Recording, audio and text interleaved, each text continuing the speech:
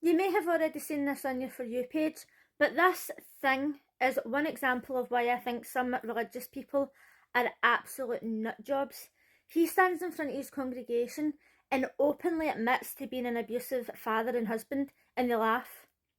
They think it's funny, and that is brainwashing to the absolute max. Obviously, you're going to find crackpots everywhere, but some religious people have the actual audacity to tell people how to live their life, judge them, try and make them feel guilty. Like, some examples of this would obviously be when they say to people, oh, you're gay, you're going to burn in hell. And what? Why do you care what happens to somebody when they die?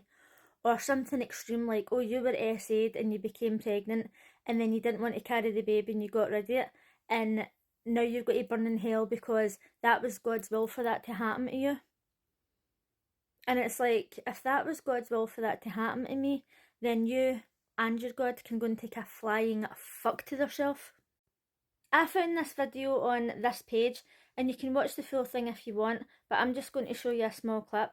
At the very beginning, he's talking about his wife reading a book, and he's saying, no, you can't read that book, we can read it together. Like, basically, he decides when she can read a fucking book, right? Anyway, so this is the clip that I want to show you.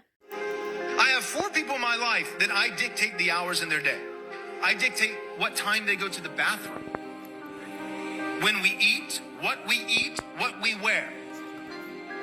They are my children. Those are the people that I have almost limitless authority with. As just a rule of thumb, a general principle, if you're trying to understand authority, first start with spheres. So he's literally standing up here talking to a group of people, and he's admitting that he dictates when people eat, what they wear, when they go to the bathroom. That is taking away somebody's human rights. There was a time many years ago when I would have felt sorry for the wife. However, as I've got older, I've realised that these people are just weak-ass bitches, and if they want somebody to dictate everything that happens in their life, then that's their prerogative. However, she chose to have children with this creature.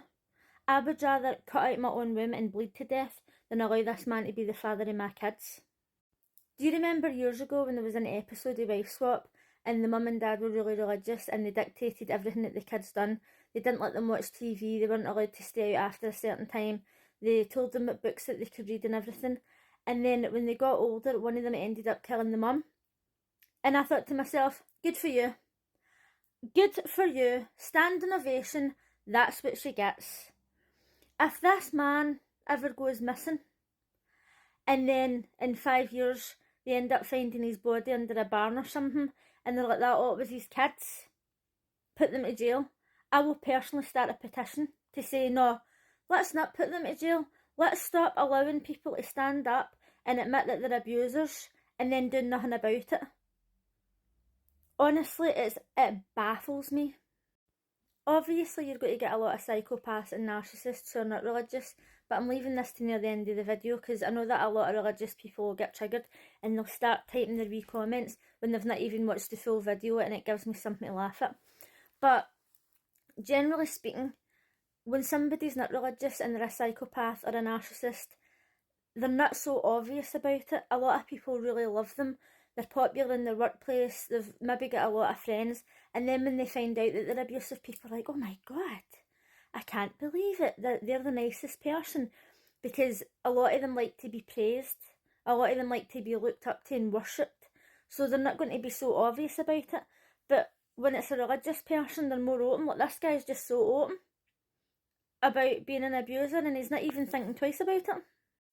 Most of the narcissists I know in real life are not even religious, but they're so overly nice. But then you see how they treat their kids or their wife or their husband behind closed doors, and you're like, you're not fooling me, mate. I've seen this a million times. It absolutely baffles me that some religious people can stand up and just openly talk about these things, and people will either not bat an eye, or they'll be like, oh, that's their religion, we better not say anything. Oh, that's their religion, we better not talk about it because it'll offend them.